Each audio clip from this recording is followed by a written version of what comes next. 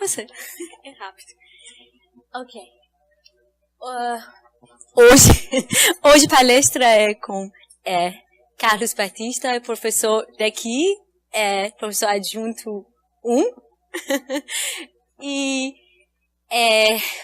ele fez graduação, acho que aqui, e doutorado aqui também. Não fez mestrado no meio. E depois fez pós-doutorado aqui um ano, 2014.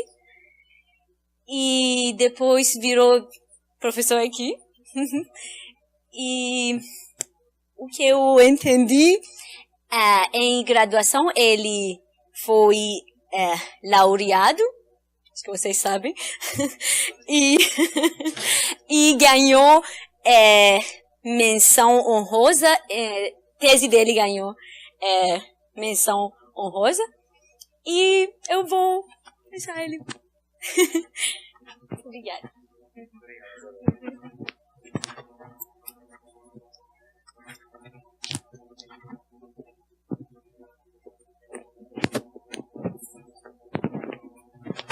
Bem, boa tarde. Acho que tá funcionando.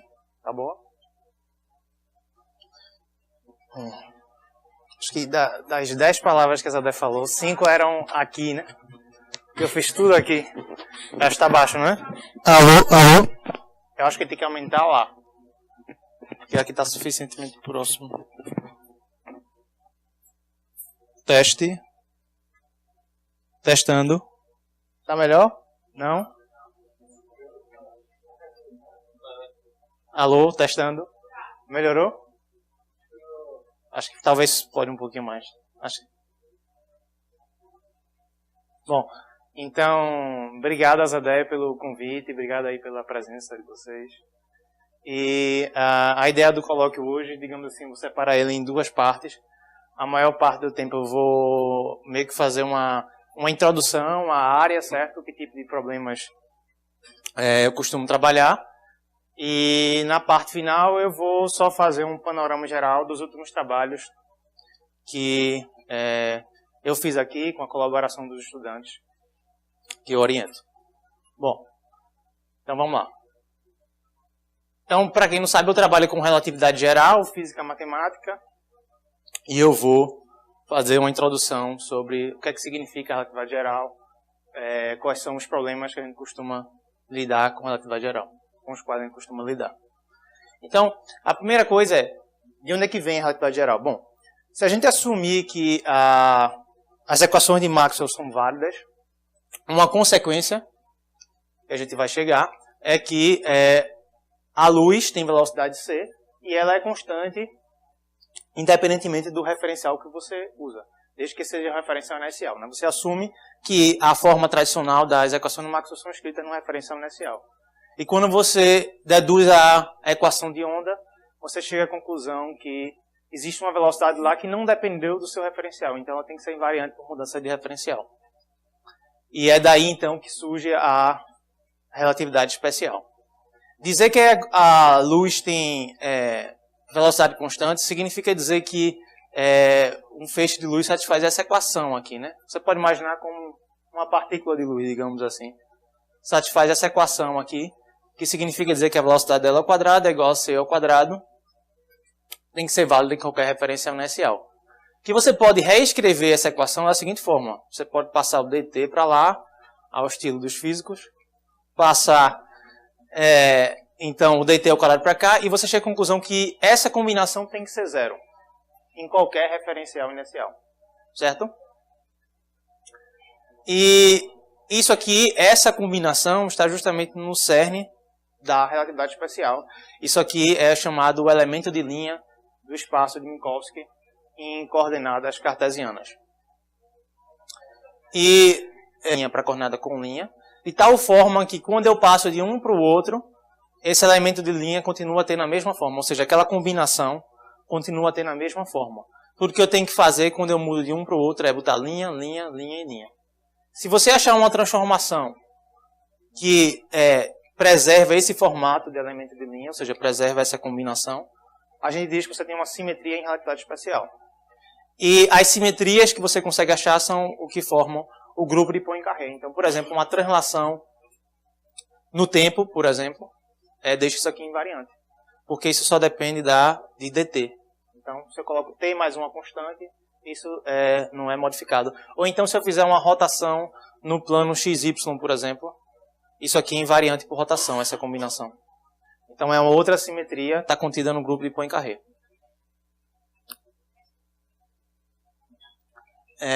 Então, o elemento de linha, a gente pode escrever ele da seguinte forma, né? A gente tem essa matriz 4x4, esse vetor coluna, esse vetor linha, e isso aqui é o que a gente chama de métrica. Então, saber o elemento de linha significa é a mesma coisa que saber a métrica. Então, essa é a chamada métrica de Minkowski, certo? Em coordenadas cartesianas.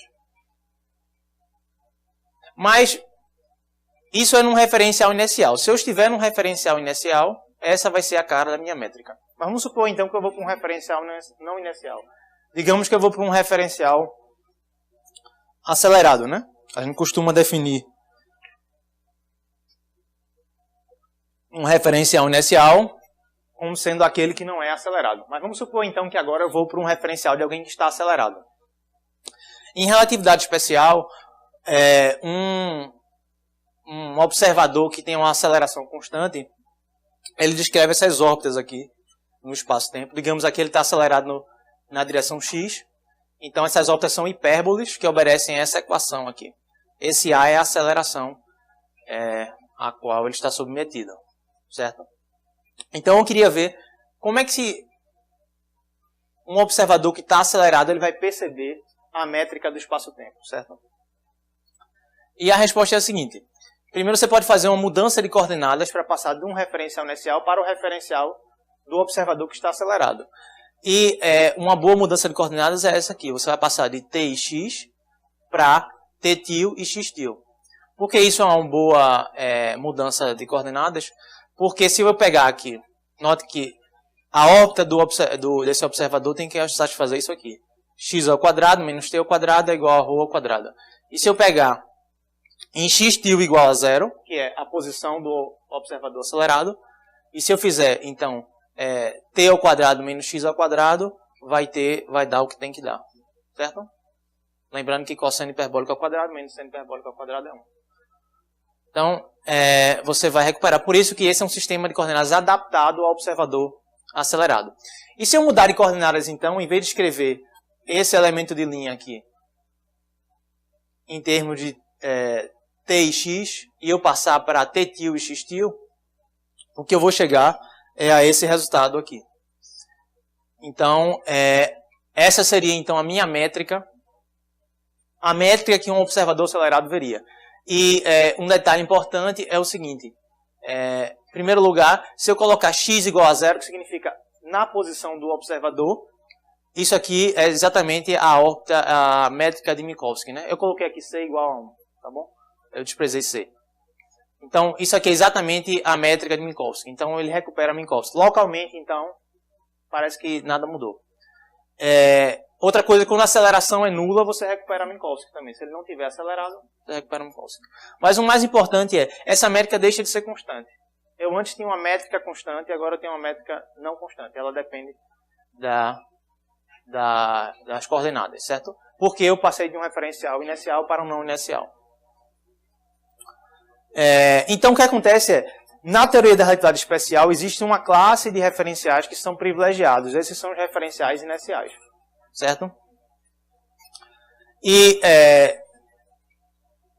tipicamente, um referencial inercial é descrito como sendo aquele que não é acelerado, certo? Mas aí surge, então, um problema. Mas acelerado com relação ao quê? Sempre que você fala de referencial inercial, você pode fazer essa pergunta. O movimento, a gente diz que um referencial não acelerado é aquele que segue um movimento retilíneo uniforme, mas isso é medido com relação a que referencial? E aí alguém poderia responder, não, em relação a outro referencial inercial. E aí você tem uma definição que é, no fundo, vazia, ela é circular, ela não se sustenta, né? E o que se costuma dizer nesses casos, se você pegar pelo menos um livro de ensino médio, é que um referencial inicial são as estrelas fixas. Então você mede tudo em relação às estrelas fixas. Mas a verdade é que isso não existe, o conceito de estrela fixa. Então não precisa muita imaginação para chegar a essa conclusão. Porque, por exemplo, a Terra gira em torno de si, em torno do Sol. O Sol gira em torno de si, em torno do centro da Via Láctea. A Via Láctea gira em torno de si, em torno de um centro de galáxias. Tudo gira, tudo acelera, certo? Nada no universo está estático, obviamente. Então, a verdade é que essa definição de referencial inicial, embora tenha sido útil durante muito tempo, ela simplesmente não tem uma realização na natureza. De certa maneira que a gente precisa abandonar esse conceito. E é isso que a relatividade geral faz, certo? Isso está no cerne da relatividade geral. Então, para chegar na relatividade geral, primeiro a gente precisa passar pelo chamado princípio da equivalência, que foi um dos pontos chaves para o Einstein chegar à teoria da relatividade geral. E ele diz essencialmente que a aceleração é equivalente à gravidade. Imagina o seguinte experimento. Você está dentro de uma caixa, digamos, um elevador, todo fechado, então você não tem acesso ao que está fora, você não tem acesso visual. Mas esse elevador está num ambiente de gravidade diferente de zero. Então, se eu soltar uma maçã lá, a maçã vai cair. E o Einstein aqui não está caindo porque tem uma força normal agindo no pé dele, certo? Então, esse elevador está sobre uma certa superfície. Então, o Einstein está parado e a maçã cai em direção ao chão do elevador. Por um outro lado, imagine a seguinte situação. Eu não tenho gravidade, eu estou num ambiente fora de gravidade, por exemplo, lá no espaço, certo? E distante de qualquer massa significativa, mas o elevador ele é acelerado para cima. Nesse caso, o que vai acontecer o Einstein não vai se mover também em relação ao chão, porque ele já está em contato com o chão, mas a maçã vai descer em relação a ele, certo? Então, para ele, fica difícil distinguir essa situação aqui da situação onde o elevador está acelerado, mas não está num ambiente com gravidade, certo? E isso é exatamente o chamado princípio da equivalência. O princípio da equivalência diz que gravidade é equivalente à aceleração, pelo menos num domínio local, certo? A grande distância você consegue distinguir talvez um do outro.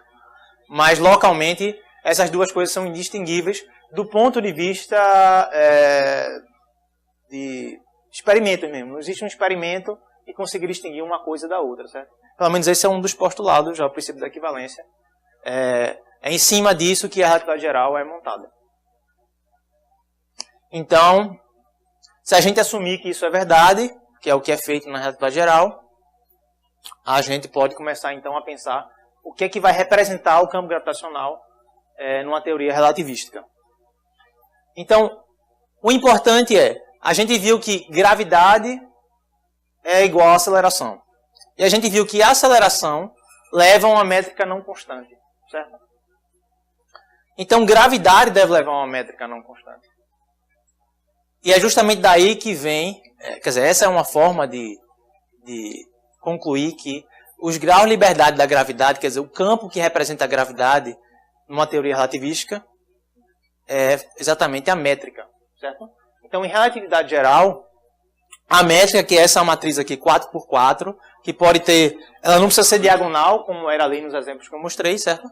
Ela pode ser não diagonal. Essa estrelinha aqui é porque a métrica tem que ser simétrica, tá bom? Então, se eu sei essa parte aqui, triangular superior, eu consigo saber a triangular inferior. Quer dizer, aqui, por exemplo, é a mesma coisa que isso, certo? Porque ela é uma métrica simétrica. Então, por exemplo, em 4 dimensões, o campo gravitacional ele é representado por essas 10 funções aqui, que aparecem aqui dentro, tá bom? Então, esse é o campo que representa a gravidade na relatividade geral. E, tipicamente, espaços com métricas não constantes descrevem espaços curvos, certo? Não tem que ser assim. Por exemplo, eu posso pegar um espaço plano e mudar de coordenadas, a métrica vai deixar de ser constante, mas vai continuar sendo um espaço plano, só que eu não estou usando as coordenadas, digamos, mais apropriadas. Mas, se eu pegar uma métrica geral, tipicamente ela vai ter curvatura. Então, é isso que acontece na relatividade geral. Eu tenho isso aqui, pode ser a princípio qualquer coisa, então tipicamente eu vou ter curvatura no espaço-tempo. Não no espaço, mas na combinação entre o espaço e o tempo, certo? Que é algo quadridimensional. Então, na teoria da relatividade, a fonte de curvatura é justamente a energia. Mais precisamente o tensor de energia-momento da matéria que existe. Então, se eu tiver um objeto muito massivo, significa que ele tem muita energia, em particular, ou um objeto que tem uma energia cinética muito grande, ele vai deformar mais o espaço-tempo do que um objeto que tem pouca energia. Certo? Então, a curvatura ela é determinada pela métrica. Se eu souber a métrica, eu sei a curvatura. Ela é determinada através dessa fórmula aqui. Então, você pega a métrica, calcula essas derivadas aqui e você obtém esse símbolo, que é o chamado símbolo de Christoffel. Você pega o símbolo de Christoffel, faz essa conta aqui, substitui aqui dentro, e você tem a curvatura. Então, a curvatura, a estrutura da curvatura é a seguinte, veja, em relação à métrica.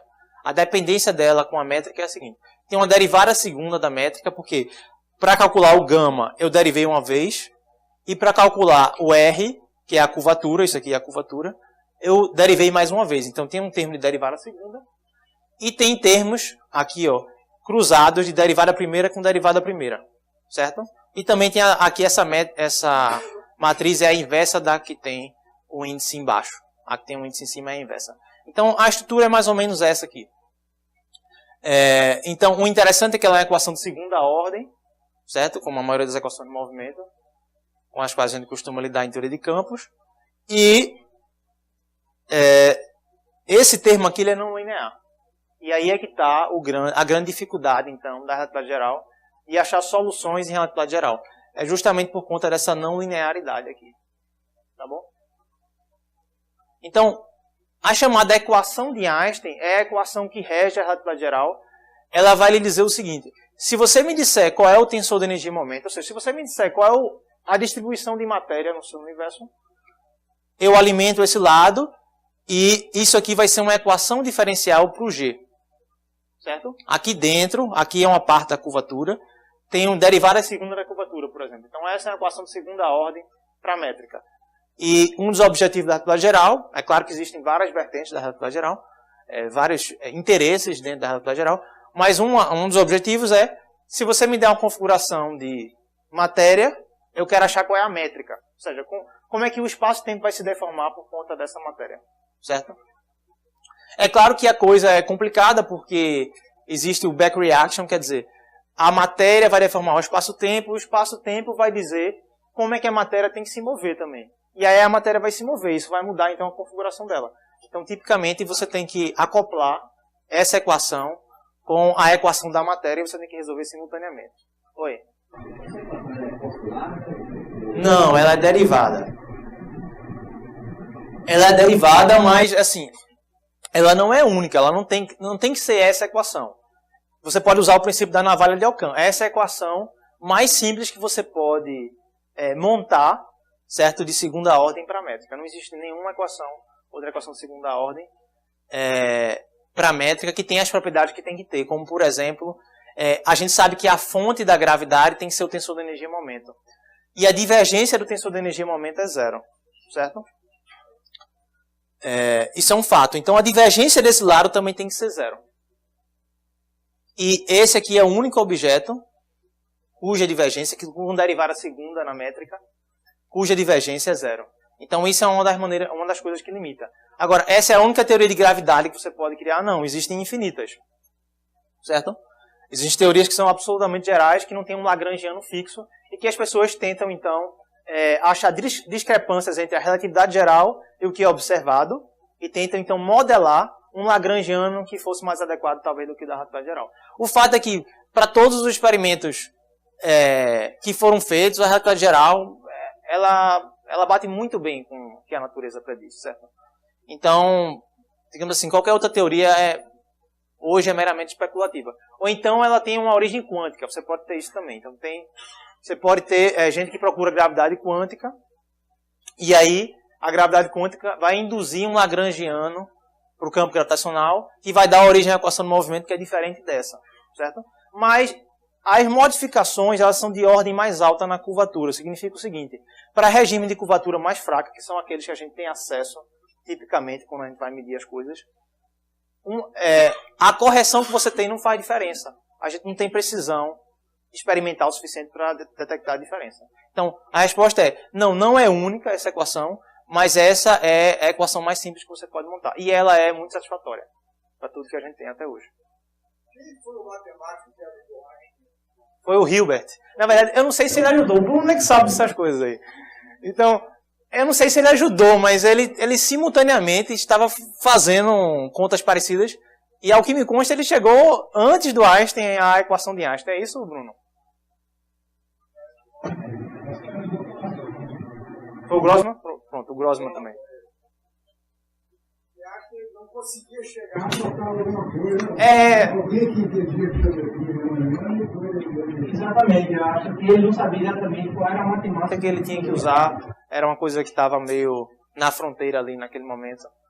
E ele consultou algumas pessoas. Obrigado aí, Bruno.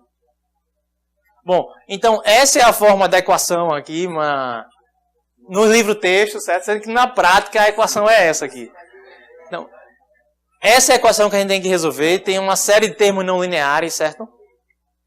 Então, digamos assim que é uma tarefa realmente fenomenal. Num caso geral, mas há sempre soluções, certo?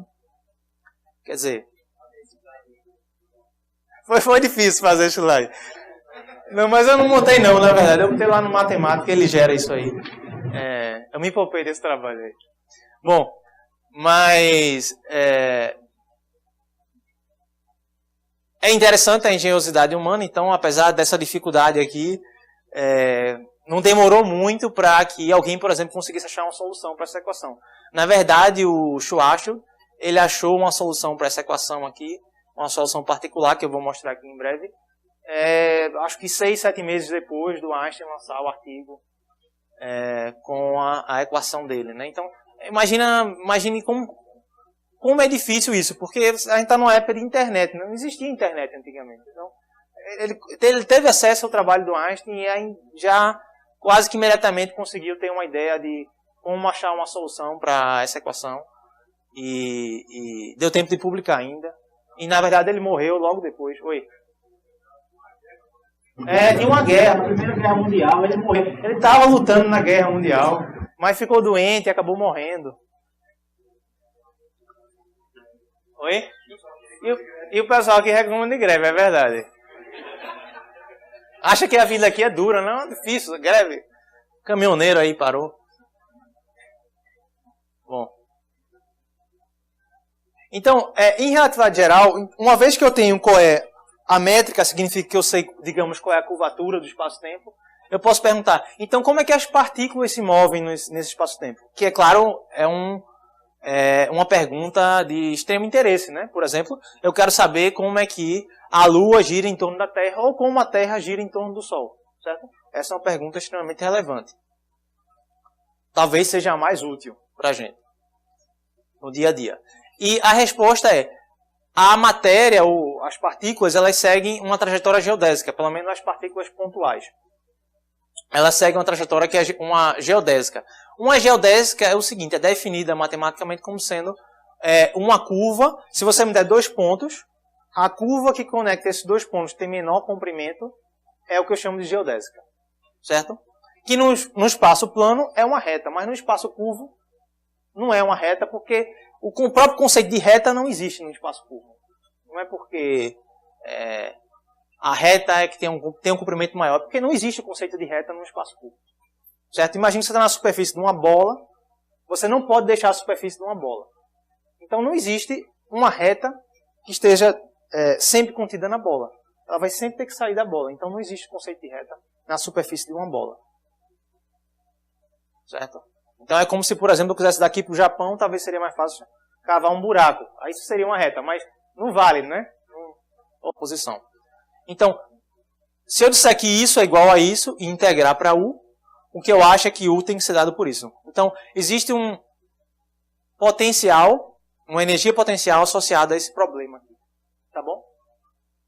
Por que eu consigo resolver isso? Porque esse lado aqui não depende do tempo. Não tem dependência temporal aqui.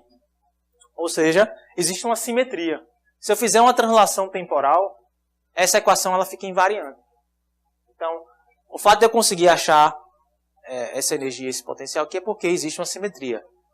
E uma vez que eu tenho energia potencial, eu posso montar então a quantidade conservada associada à translação temporal, que é a energia total. Que nesse caso vai ser energia potencial, que é isso, mais a energia cinética. E isso tem que ser igual a uma constante. E agora eu já simplifiquei minha equação. Eu tinha uma equação que era de segunda ordem, e isso aqui agora é uma equação de primeira ordem. Certo? Para x agora. Isso igual a uma constante. Em particular, se eu colocar essas condições iniciais aqui e resolver isso, eu tenho a solução. A solução é essa. Tá bom? Então, a assimetria, a existência de uma simetria, permitiu que eu montasse uma equação diferencial que é mais simples do que a equação que eu comecei. Que pode ser, em alguns casos, que você tenha uma simetria e você não consiga resolver a equação diferencial que decorre dela. Tudo bem. Ócio do ofício, mas tipicamente ela vai lhe ajudar. Certo?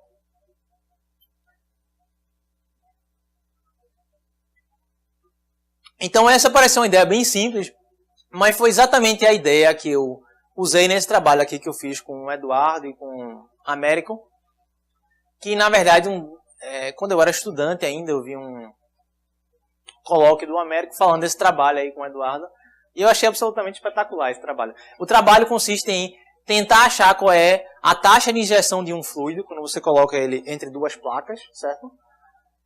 Que minimiza a formação desses dedos aqui. Aí eu achei muito interessante esse trabalho. E aí, mais tarde, quando entrei aqui como professor, eu pedi para o Eduardo me explicar esse trabalho. E aí ele me explicou. Você lembra, Eduardo? Eu estava lá na coordenação da Olimpíada de Física, não foi? Uma maravilha lá. Aprazível.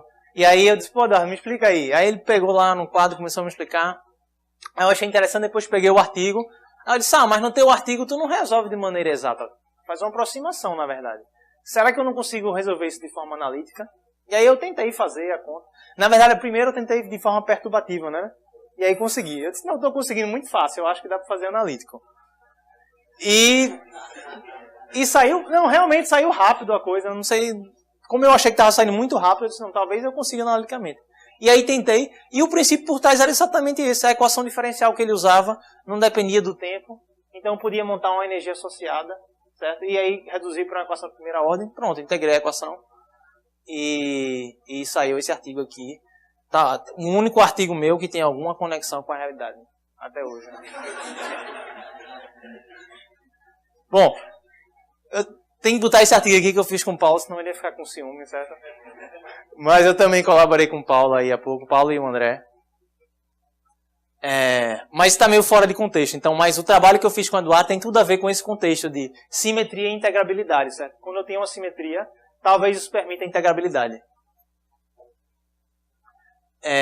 Então, vamos fazer então a comparação entre uma equação linear e uma equação não linear. Por que equações lineares são muito mais fáceis do que não lineares? Porque equações lineares têm uma vasta literatura tratando delas. Em particular, existem vários algoritmos de como resolver uma equação linear, certo? Existem teoremas sobre existência e unicidade. E quando se trata de equações não lineares, simplesmente não há receita. É claro que existem equações não lineares que foram resolvidas. Mas cada equação não linear é um desafio novo. E pode ter nada a ver com os outros que já foram encontrados nas outras equações não lineares, certo?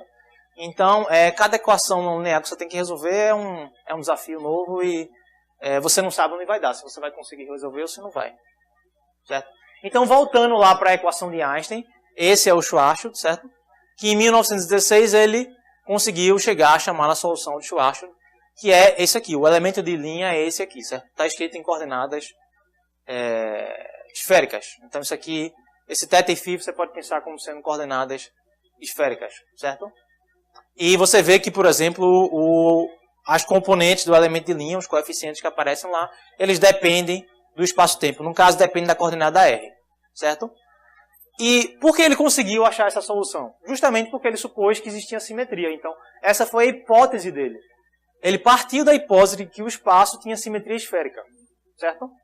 O espaço não precisa ter o espaço total, mas você pode estar, por exemplo, próximo de um astro, que é aproximadamente esférico, e na vizinhança dele, você espera que o campo gravitacional seja aproximadamente, tenha uma simetria próxima da simetria esférica. Então, essa foi a hipótese dele, certo? Para simplificar. Vou supor que o meu espaço tem simetria esférica. E, em termos de matemáticos, como é que você expressa isso? Então, por exemplo, uma das coisas que a gente pode ver aqui é que esses coeficientes, eles não dependem da coordenada φ, certo? A coordenada φ não aparece aqui, ó. Significa que eu tenho uma simetria de translação na coordenada φ. Quando eu faço uma rotação em torno do eixo Z, nada muda, certo? Então, essa é uma simetria de rotação. Que no linguajar da geometria diferencial, significa dizer que esse vetor aqui, ele gera uma simetria. Esse é o vetor porque é o vetor que só tem a última coordenada, que é a φ, certo? Então, digamos, é o vetor que aponta na direção φ. Ele gera uma simetria. Da mesma forma, essa métrica também não depende do tempo. Então, eu tenho outra simetria, uma simetria de translação temporal, certo? Que é gerada por esse vetor. Esses vetores a gente chama de vetores de Killing, certo? Foi um matemático que lidou com esse tipo de simetria em espaço curvo. E, em homenagem a ele, esses vetores são chamados... Os vetores que geram a simetria são chamados de vetores de Killing. E além desse vetor aqui, que gera rotação em torno do eixo Z, existem outros dois vetores que geram rotação em torno do eixo X e do eixo Y também, que não são óbvios de ver nesse sistema de coordenadas aqui. Certo? Digamos que esse é um sistema de coordenadas adaptado ao eixo Z. Tá bom?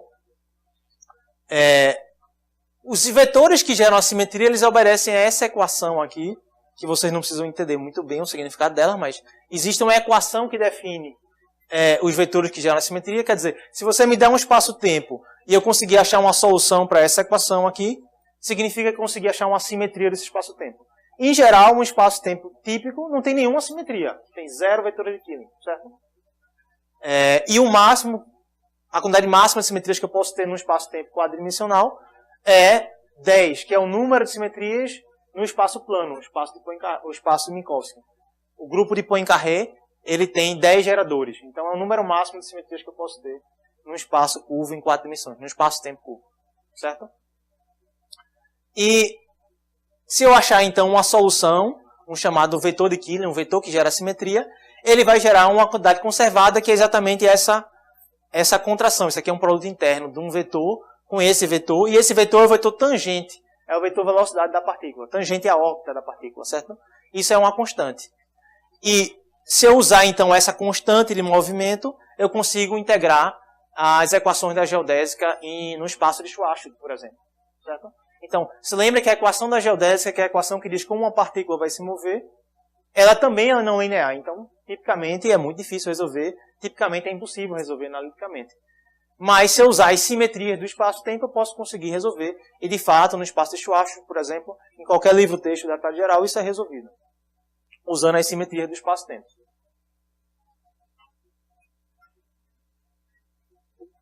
Bom, mas como as equações de Einstein são muito complicadas, de fato, você teve a solução de Schwarzschild, e depois dela houve várias soluções, certo?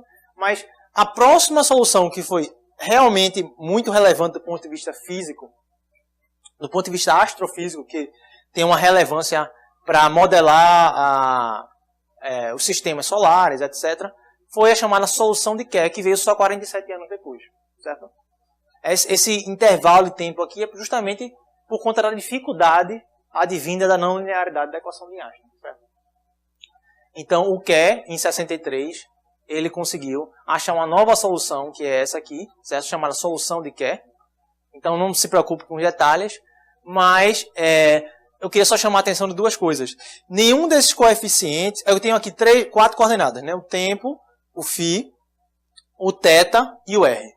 Nenhuma desses coeficientes que aparecem na equação de Killing nesse espaço, eu vou ver que o número de simetrias máximo que eu posso ter é exatamente 2, que são essas geradas por esses dois vetores.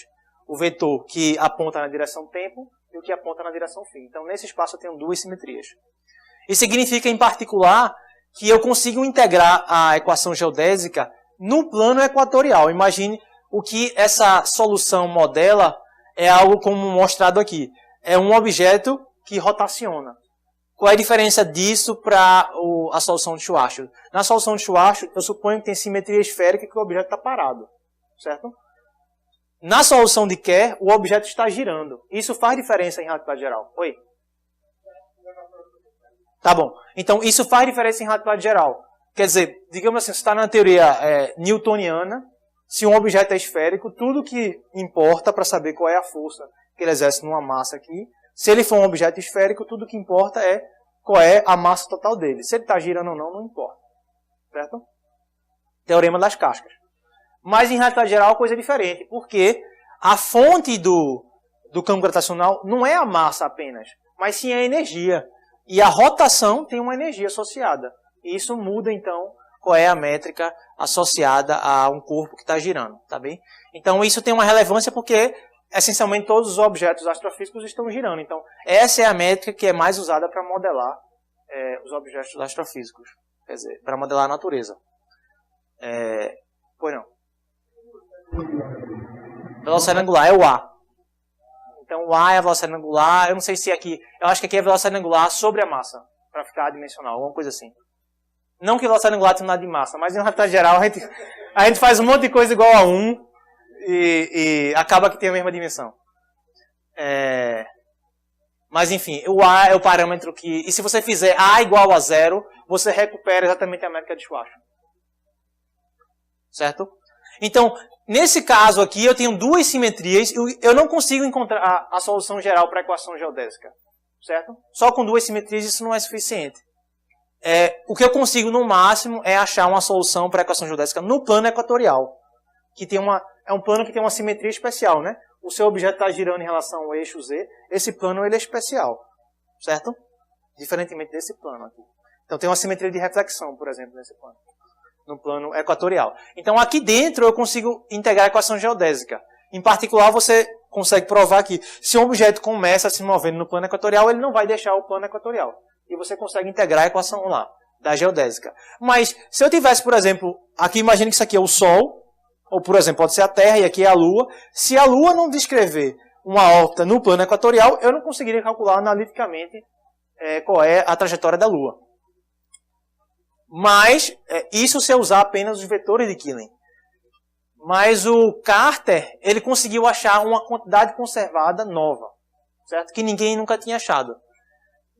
E aí ele conseguiu, então, integrar a equação geodésica no caso de uma órbita geral, não apenas aquela que está contida no plano equatorial. Então ele achou uma nova constante de movimento e isso permitiu que ele integrasse todas as órbitas possíveis. E aí, pouco tempo depois, o Penrose provou que o que ele achou, na verdade, advinha de um outro objeto matemático que não era um vetor de Killing, é um tensor de Killing. E esses objetos também geram assimetria, certo? Então, o Penrose mostrou que aquilo que o Carter tinha encontrado como sendo uma constante existia porque existia um objeto matemático chamado um tensor de Killing de ordem 2, certo? E esses caras também geram simetria, certo? Oi?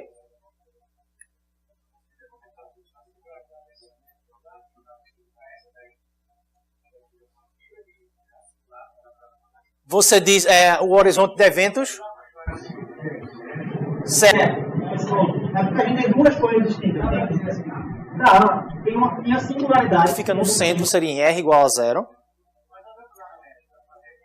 Ah, certo. O que é que você tem que olhar? Certo. Pronto, se eu fizer R igual a 2N sobre C ao quadrado, certo? Vai calcular para 1 menos 1. Aí você vai ter um horizonte de evento. Certo? Que é o que vai separar. Quer dizer, o cara que está fora do horizonte de evento, ele não consegue receber informação do que está dentro. Esse é espericamente simétrico. O do Kerr, ele não é espericamente simétrico. E ele tem um horizonte de evento. E tem uma coisa antes do horizonte de evento, que é o que a gente chama de ergosfera. Ergosfera, obrigado. Então, existe a ergosfera, que está fora do horizonte de eventos, que é uma superfície que, se eu passar a ergosfera, eu sou obrigado a girar junto com o buraco negro.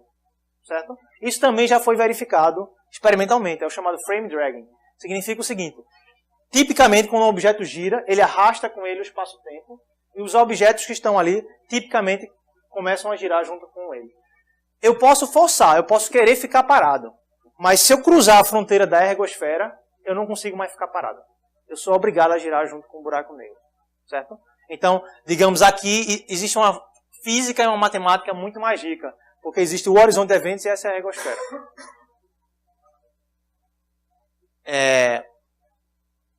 Então, vamos lá. Um vetor de Killing é um cara que obedece essa equação e a quantidade conservada associada a ele é essa aqui. Esse V é o vetor velocidade associado à partícula, certo? Então, a quantidade conservada ela é linear na velocidade. Já quando eu tenho um tensor de Killing, a quantidade conservada é quadrática na velocidade, certo? Esse cara aqui, o vetor de Killing, a gente diz que ele gera uma simetria do espaço-tempo. Ao passo que um tensor de Killing, ele não gera uma simetria no espaço-tempo. Por isso que as pessoas demoraram para entender a relevância desses caras. Porque ele não gera uma simetria no espaço-tempo, ele gera uma simetria no espaço de fase do movimento geodésico, certo? Então, quem já cursou mecânica clássica sabe que, às vezes, você precisa lançar a mão de uma simetria maior do que aquela que vive no espaço. Você precisa ir para o espaço de fase, fazer transformações canônicas, etc., que permitem com que você consiga resolver uma equação do seu problema, a sua equação de movimento. Aqui não é diferente. Então, a ideia é tentar integrar a equação de Einstein usando simetria. Então, esse foi um trabalho que eu fiz aqui em 2016. Esse aqui é o Andrés Anabalon. Ele trabalha lá no Chile, na Universidade Adolfo Ibáñez. E a gente propôs o seguinte. Vamos tentar integrar a equação de Einstein supondo o seguinte. Que o espaço-tempo é estacionário. Significa que ele não depende do tempo, certo? Significa que ele atingiu o regime estacionário. Então, você deixou lá a matéria interagir até que ela atingiu o estado estacionário e nada depende mais do tempo. Outra coisa que a gente supôs foi simetria axial. Significa que existe um eixo de rotação em torno do qual as coisas giram, certo? Existe esse tipo de simetria, que também, essas duas coisas aqui, parece que eu estou exigindo demais, mas na verdade não. Existem teoremas que provam que, tipicamente, se eu colocar matérias para interagir, depois de um tempo, se eu esperar o transiente, elas vão atingir uma configuração que é estacionária e que tem simetria axial. Então, isso aqui não está descolado da natureza, não, da nossa realidade. Certo? E uma outra coisa que a gente supôs, e isso é meramente matemático, se eu só supuser isso aqui, eu não vou conseguir integrar a equação de Einstein. Ela é muito complicada para conseguir achar uma solução tão geral quanto simplesmente impondo isso aqui. A gente fez uma hipótese extra. Vamos assumir que tem uma simetria a mais. Porque isso aqui significa uma simetria e isso significa outra simetria. Aqui é simetria de inclinação temporal, aqui é uma simetria de rotação. Vamos supor uma simetria extra. Vamos supor que nosso espaço-tempo tem um tensor de Killing. Certo? Então essa foi a nossa hipótese.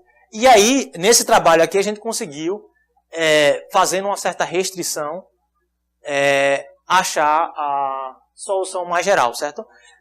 Isso porque já existia um trabalho do Benente e do Francavilla que ele tinha achado o espaço mais geral que tinha essas duas simetrias que eu falei, axial e estacionário, e que continha um tensor de Killing, certo? Então, o Benente já tinha achado o espaço mais geral que tinha essas simetrias. Tudo que a gente fez foi, tudo bem, então vamos começar com esse ansatz, colocar na equação de Einstein e tentar integrar, certo? É claro que é mais fácil falar do que fazer, na verdade é extremamente complicado, tanto que a gente teve que supor certas coisas. A gente colocou uma restrição sobre essas matrizes que aparecem aqui, que elas tinham que ter determinante zero, tanto essa quanto essa aqui, certo? Essa foi a hipótese que a gente fez, e aí dentro dessa hipótese a gente conseguiu achar todas as soluções compatíveis com essa hipótese, certo? E é uma classe rica, porque ela, em particular, aqui dentro, está a solução de Kerr. Então, não é uma classe desprezível. Não, dentro dessa classe aqui, existem várias soluções relevantes, como, por exemplo, a solução de Kerr. Certo? Então, a gente integrou essa equação, que é uma forma diferente da equação de Einstein. Não tem. Na verdade, foi meio que o contrário. A gente meio que sacaneou, porque a gente sabia que Kerr poderia ser escrito desse tipo, porque tem um tensor de Killing, e que Kerr tinha determinante zero. Então, se as pessoas conseguiram integrar Kerr, talvez a gente conseguiria integrar o caso mais geral onde tem determinante zero. Então, foi meio que a gente já sabia uma das respostas. Vamos tentar obter as outras. Certo? Então, foi uma motivação matemática, não foi uma motivação física. Então, esse foi o trabalho que eu fiz com o Andrés.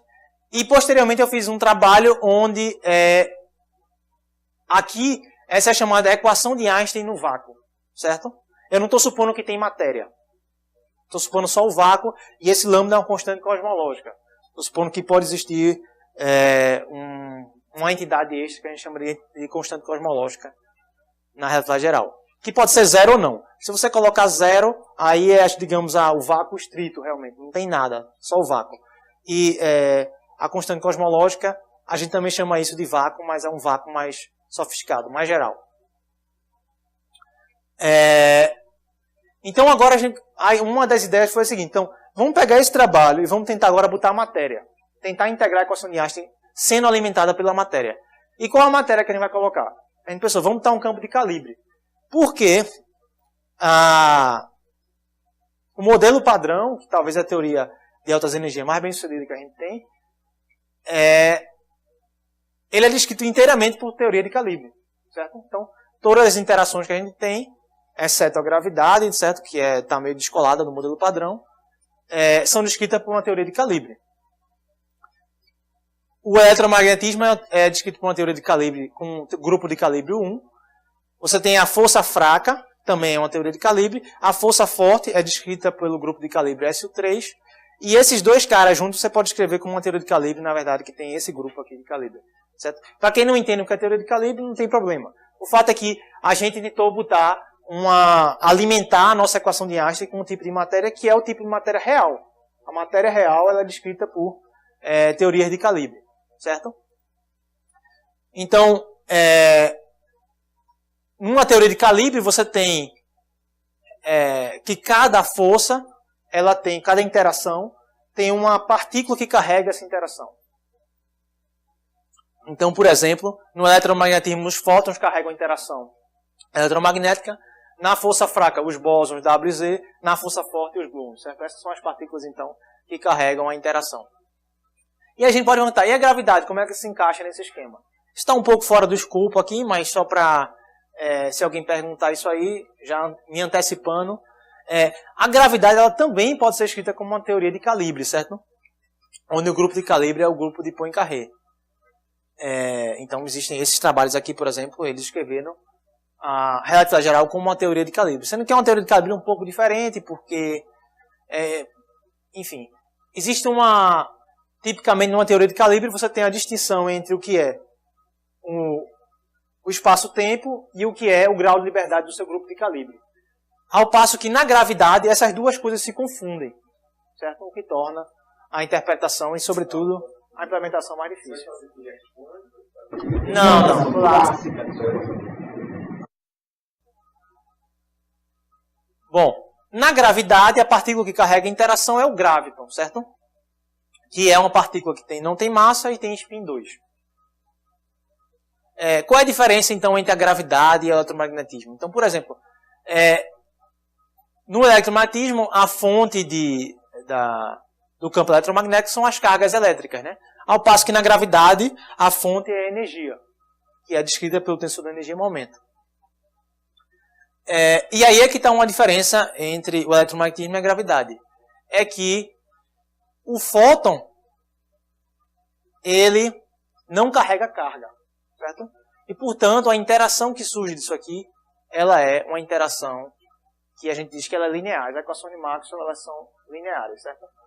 No sentido de que, se eu quiser resolver um problema fundamental usando a equação de Einstein, tem que resolver uma equação linear. É claro que quando você bota matéria, você pode dar origem a termos não lineares que são, digamos, é uma coisa meio fenomenológica. A equação em si ela é linear. Mas se você colocar matéria, você pode dar origem, a polarização pode dar origem a termos de interações de ordem mais alta, certo? E aí você teria, digamos, eletromagnetismo não linear. Mas as equações básicas do eletromagnetismo são lineares. Já na gravidade, não. E a razão para isso é que o graviton, ele também carrega energia. Ele é uma partícula que carrega energia. E, portanto, ele também pode gerar um graviton. Essa, digamos, é uma origem, é uma forma de explicar a origem da não linearidade da teoria da relatividade geral. Então, no eletromagnetismo, quando você soma duas ondas eletromagnéticas, você tem uma soma direta aqui, sem interação entre elas, certo? Elas não interagem entre si. Já na gravidade, não. Você não pode pegar duas soluções, somar e achar que você vai ter uma solução. Tipicamente, você não vai ter, certo? Porque a teoria não é linear. Mas, enfim, voltando, isso foi uma parte. Aqui está o Gabriel, estudante de mestrado. E foi justamente esse trabalho que eu tinha mencionado há pouco, foi o que eu fiz com o Gabriel. Então eu peguei a equação de Einstein, em vez de supor que não existe tensor de energia de momento, ou seja, que não tem matéria, eu agora botei uma matéria aqui. Eu supus que esse tensor de energia de momento, ele vem de um campo de calibre, certo? Um campo de calibre, ele tem esse tensor de energia de momento, onde esse campo F é descrito por isso aqui, certo? E eu também, além da equação de Einstein, que é não linear, paramétrica, eu também tenho que resolver essa equação aqui, que é a equação do campo de calibre, que também é não linear, certo? Eu tenho que resolver para o A, certo? O A é o campo de calibre. Então aqui é linear no A, mas aqui é não linear no A, porque o F depende do A e aqui tem um A também. Então eu tenho duas equações não lineares acopladas que eu tenho que resolver. E surpreendentemente a gente conseguiu resolver. Nem a gente esperava que a gente conseguiria resolver para o caso geral. Mas acabou que a gente foi maturando o que a gente tinha feito e conseguiu perceber que a gente conseguiu resolver para o caso geral. Certo? E de fato foi interessante, a gente chegou a soluções novas aqui que não existiam ainda. Enfim, o trabalho foi esse. Terminado esse trabalho, aí eu disse, tudo bem, está dando certo então vamos ver o que a gente pode fazer. Se lembra que no trabalho anterior, o que eu fiz foi supor que essa matriz e que essa matriz tinha um determinante zero. Eu disse, agora vamos supor outra coisa. Não vamos supor que esse cara tem determinante zero, mas vamos supor que isso aqui é igual a zero. Essa matriz não existe. Para ver se a gente consegue achar soluções novas, certo? Então, foi isso que a gente fez. Supôs que isso é igual a zero e tentou achar uma solução, a solução mais geral para a equação de Einstein nesse caso. E, de fato, a gente conseguiu achar aqui nesse trabalho, saiu há pouco tempo, está submetido agora, estou esperando aí a resposta, e a gente conseguiu achar várias soluções, mas todas elas já tinham sido encontradas. Então, é um trabalho muito grande também em relatividade geral, o trabalho não é só achar a solução, depois que você achar, identificar se ela já foi encontrada ou não, porque o que acontece? Não se trata de você varrer todos os artigos apenas. Se fosse só isso, já seria um trabalho, mas é muito mais do que isso, porque se alguém escrever em coordenadas diferentes da minha, a cara pode ser completamente diferente, certo? Então, eu posso lhe dar duas soluções que representam o mesmo espaço-tempo, mas que são completamente diferentes visualmente falando, certo? É claro que existem técnicas para você tentar provar a equivalência entre elas, mas tipicamente é difícil fazer isso. Mas o fato é que de todas as soluções que a gente encontrou, apenas uma, infelizmente a gente não conseguiu achar na literatura, certo? Então claro que existe uma maneira de caracterizar as soluções, e a gente caracterizou várias propriedades dela, e saiu procurando na literatura uma solução que tinha todas essas propriedades, certo? E a gente não conseguiu encontrar. E essa é a solução aqui. Então até agora ninguém pelo menos mandou um e-mail dizendo, já acharam essa solução. Quer dizer, todo dia eu acordo torcendo para que isso não aconteça, né? Enfim. Porque eu já passei por isso várias vezes. Quer dizer, de achar uma solução, pensar que é nova, e daqui a pouco ou eu mesmo provo que ela não é nova, ou alguém me comunica que ela não é nova. Então, essa aqui eu estou torcendo para que não aconteça. Mas a gente fez um belo trabalho assim, de revisão da literatura, pelo que a gente viu. Não é nova, de fato. Quer dizer, é nova, né? Então, esse foi o trabalho que eu fiz com o Gabriel. Esse aqui também estou fazendo com o Gabriel, certo? Esse aqui já saiu. Agora a gente está tentando generalizar para a dimensão mais alta, né? Isso aí. E, de fato, a coisa está indo bem. Por sinal, Gabriel, eu consegui resolver aquele problema. Tem coisa nova aí saindo. Então, mas aí você pode perguntar, para que serve dimensão mais alta? Bom, é sempre um tópico controverso. Mas o fato é que eu botei aqui esse artigo, que ele faz uma revisão geral das motivações por que se estudar espaço-tempo de dimensão mais alta, mas as motivações principais são teoria de cordas, certo? Teoria de cordas é uma teoria que visa, ou que tem como objetivo, achar uma teoria quântica para a gravidade, que até hoje não se tem, certo? Então é quantizar a gravidade. em particular, ela requer que seu espaço-tempo tenha 10 dimensões. Certo? E você também tem outras ferramentas que já são úteis no dia a dia, como por exemplo a DSFT. A DSFT é uma conjectura que existe, um resultado que existe, que conecta uma teoria de campos com uma teoria de gravidade num espaço de dimensão maior. Certo? E já existem resultados práticos, quer dizer, do nosso mundo real, de 4 dimensões, onde pessoas fizeram contas em 5 dimensões para conseguir obter resultados em 4 dimensões através dessa chamada conjectura DSFT, certo? Então, digamos, é uma técnica matemática que tem utilidade prática, certo? E também você pode criar uma nova fenomenologia. Se você tiver, por exemplo, discrepâncias entre o que você está medindo e o que essa teoria prevê, uma das formas de explicar essas discrepâncias é assumir que seu espaço-tempo ele não tem 4 dimensões, tem dimensões extras que a gente só não consegue ver porque elas só são acessíveis no regime de energia muito alta, certo? E nos nossos experimentos típicos a gente não tem uma energia tão alta assim. Então essa, digamos, é a ideia por trás de espaço de dimensão maior do que 4, porque a gente não consegue enxergar, certo? Então eu também tenho alguns trabalhos em espaço-tempo de dimensão mais alta. Em particular, tem um trabalho que eu fiz que tem a ver com essa métrica aqui, é uma solução em 4 dimensões, que é a chamada solução de Nariai. Essa solução aqui você consegue obter ela do espaço-tempo de Schwarzschild de Sitter, quando você toma o limite de esse espaço-tempo aqui, Schwarzschild de Sitter, ele tem 2 horizontes de eventos, digamos. Ele tem um horizonte de evento do buraco negro e um horizonte que é cosmológico, que tem a ver com a existência de uma constante cosmológica, certo?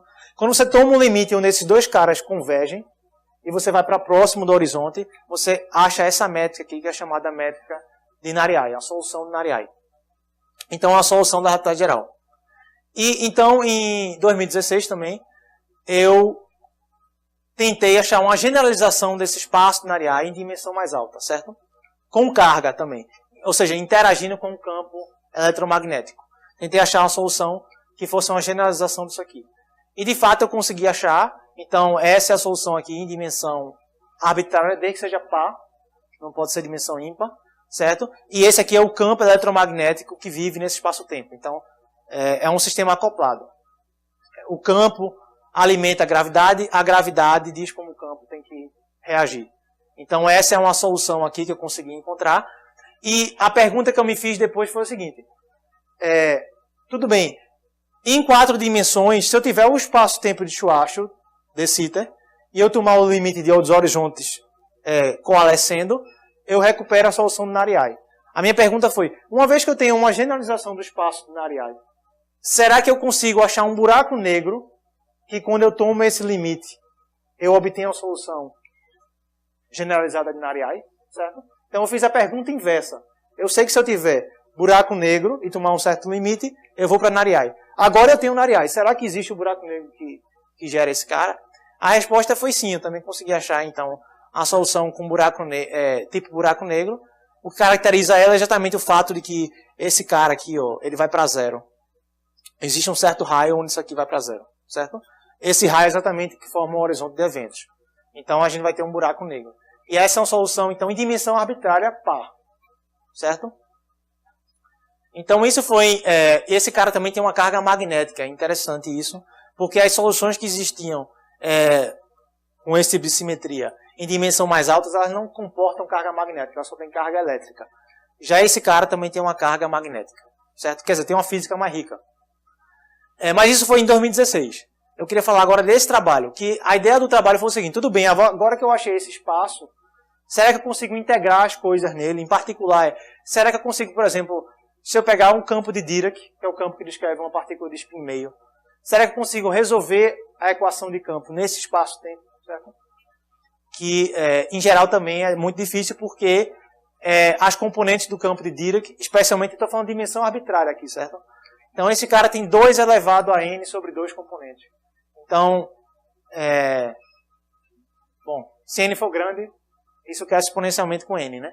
Então, fica difícil você desacoplar as diferentes componentes do campo e conseguir resolvê-las, certo? Montar uma equação para cada componente. Então, um problema que eu propus ao Joás, que na época era estudante de mestrado e agora é estudante de doutorado, foi, vamos tentar então resolver a equação de Dirac nesse buraco negro aí que eu tinha encontrado. E foi isso que a gente fez. A gente conseguiu provar que se o seu espaço-tempo for um produto de espaços bidimensionais, a gente conseguiu separar essa equação aqui e, portanto, resolver em qualquer espaço-tempo que seja um produto de espaços bidimensionais. Certo? Qualquer que seja o espaço-tempo. O fato é que, se a gente olhar para essa métrica, ela não é um produto de espaços bidimensionais. Aqui é um espaço bidimensional e aqui, quando eu digo um produto, em termos do elemento de linha, significa uma soma, certo? E aqui é uma soma sobre espaços bidimensionais. O problema é que esse espaço aqui, que tem uma coordenada R, essa coordenada R aparece aqui, certo? De tal maneira que isso não é exatamente um produto de espaços bidimensionais.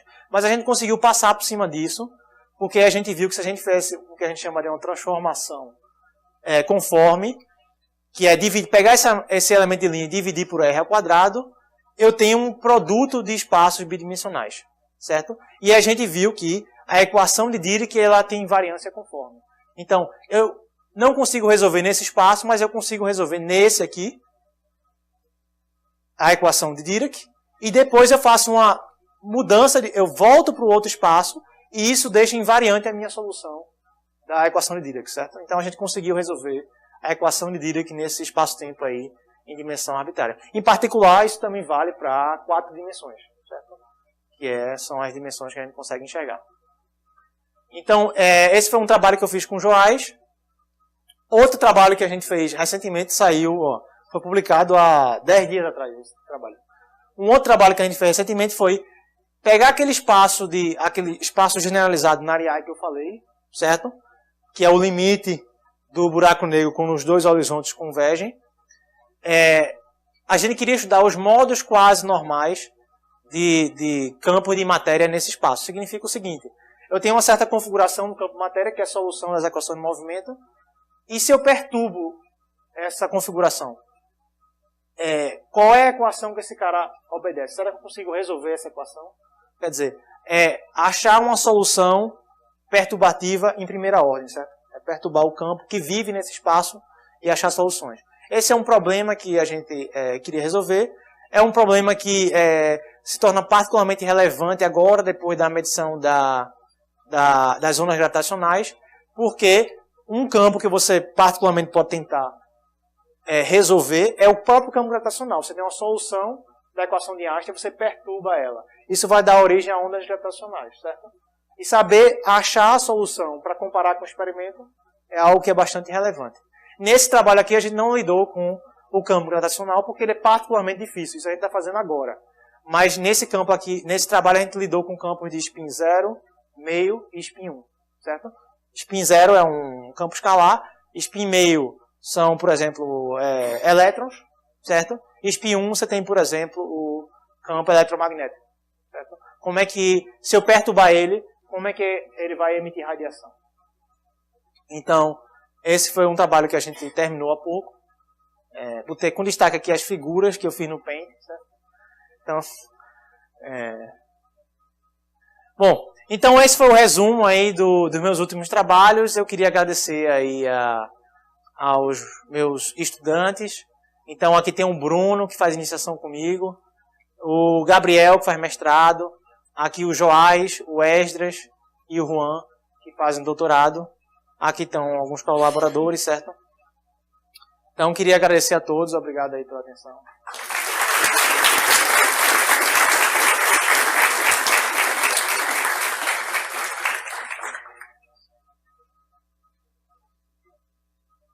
Você tem que fazer perguntas?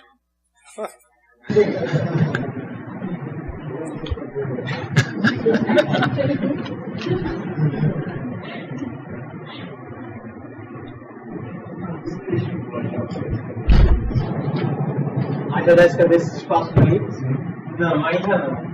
Mas eu acho que elas não são... Ele tem uma simetria esférica. E aí eu consigo integrar, certo? Porque eu tenho vetores de King suficiente. Então aqui eu sei que eu tenho vetores de King suficiente. Por isso que esse não é um problema, digamos assim, que não vale a pena atacar. Porque com certeza ele tem solução e não é muito complicado. Porque eu tenho simetria suficiente, certo? É diferente de resolver a equação de Einstein. aí é muito mais complicado. Mas a geodésica, eu já sei que é possível resolver usando essa simetria. Antes mesmo de resolver.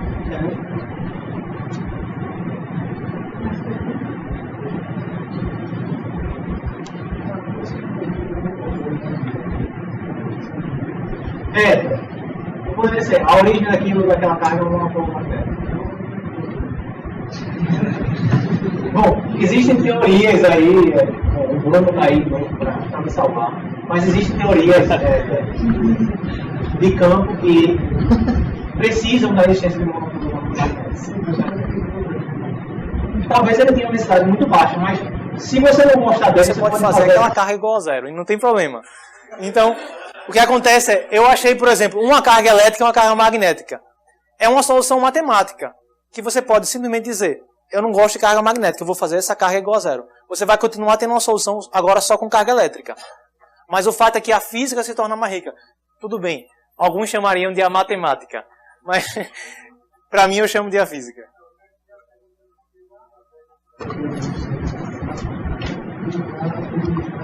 Cabreira tá lá na nota de rodapé do Drift.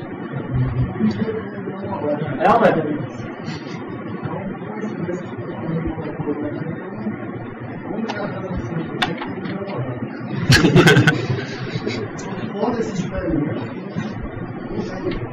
É verdade, mas o que pode acontecer é isso. Pode ter ele pode existir uma densidade tão baixa que ele fica muito. Bom, Bruno, me salva aí, vai. O que é que você pode dizer sobre o monopólio magnético?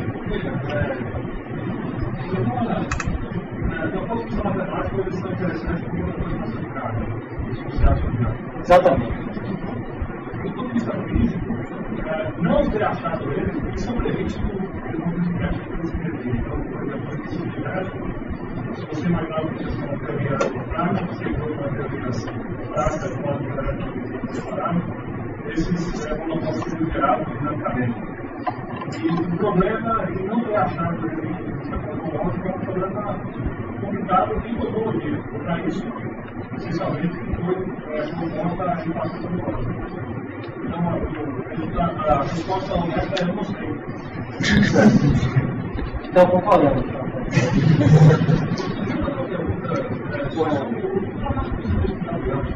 Certo. Eu acho que a gente tem que responder a descrição. Que tipo de soluções você pode achar? Bom, a gente achou soluções que, se você fizer o campo, por exemplo, o campo de calibre igual a zero, você recai em Kerr, por exemplo. Certo?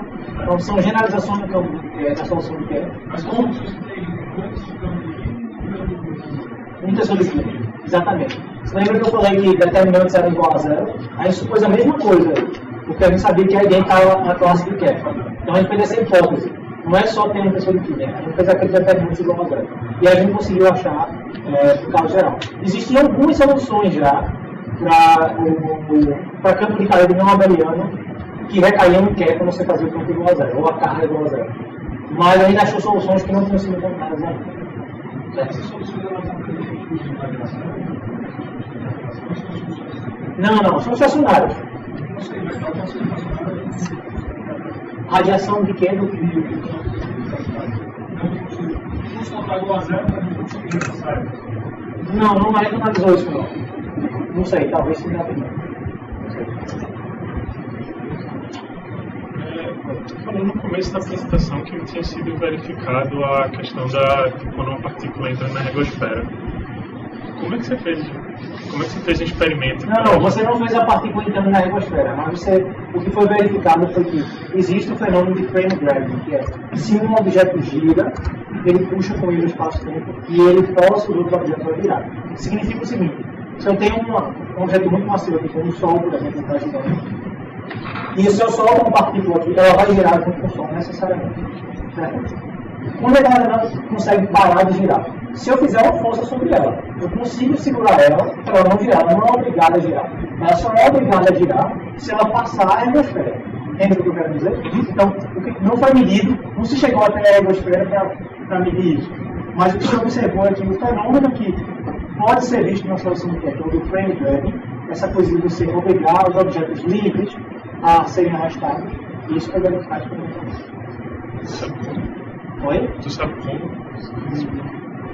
Você bota lá uma partícula. Giroscópio, É. mediram a variação da direção do giroscópio, no satélite. Você bota um satélite e você percebe que a órbita dele é uma órbita que está girando por algum sentido.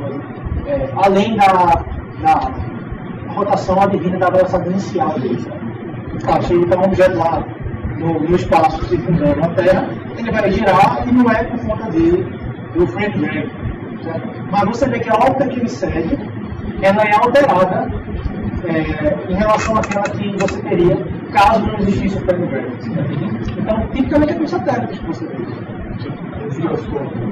Giroscópio.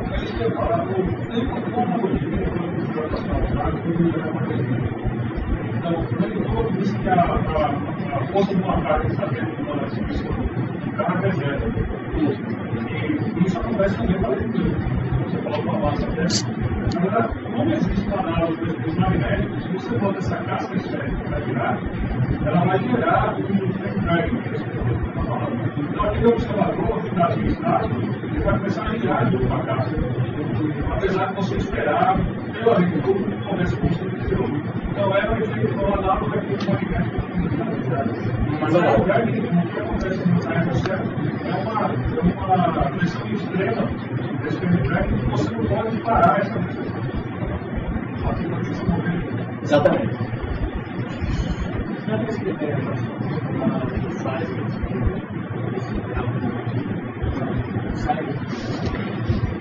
Simplesmente a expressão, assim como além do fato de quando você tem uma função de pegabilidade potencial retorno, a analogia que fosse geométrica, uma função de pegabilidade geométrica. Mas isso é uma revelação prática.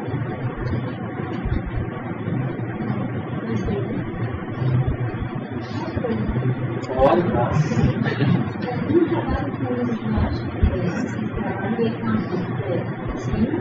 no espaço e tempo. Isso. Então não tem efeito de não tem. Nosso background é fixo. Mas que tipo outros trabalhos que você colocou matéria e está resolvendo essa equação tradicional? Eu queria saber, resolvemos dois juntos acoplados. Isso. Você está vendo o efeito desse material imaginário esse efeito no espaço-tempo também. Exatamente. Então você resolve as duas equações, a equação do campo está livre e a equação de Einstein simultaneamente. É claro que na prática você não vai ficar vendo o Gregory Reaction no sentido de que você vai resolver uma, vai inserir na outra, e depois resolver uma, não é isso que você faz. Mas você resolve essas duas e você acha uma solução exata. Por isso que a gente fez uma solução exata, não é aproximada. Certo? E aí pronto, isso é uma solução para o Gregory Reaction. Né? E ela é não dinâmica, certo? Não é tempo de tempo. É uma configuração fracionária. Mais perguntas? Comentários? Não consegue